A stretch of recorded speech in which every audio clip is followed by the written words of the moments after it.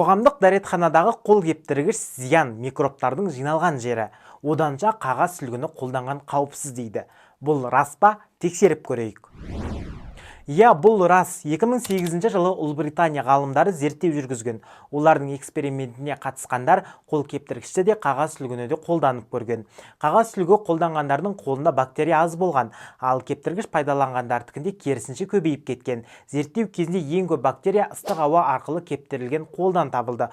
Оған қоса ғалымдар бактерия саны көбейіп қана қоймай, 2 метрге дейінгі айналаға шашырағандығын байқаған. 10 жылдан кейінгі Ұлыбритания, Италия, Франция зерттеушілері де қағаз сүлгіні қауіпсіз деген қорытындыға келді. Яғни гигиена жағынан қол кептіргіш құрылғысына қарағанда қағаз сүлгі тиімді екені рас. Дегенмен қазір сапалы мықты қол кептіргіш көп. Қағаз сүлгі жоқ болатын болса, дымқыл қолмен жүргенше, я оны үстіңізге сүрткенше кептіргіш қолданған дұрыс.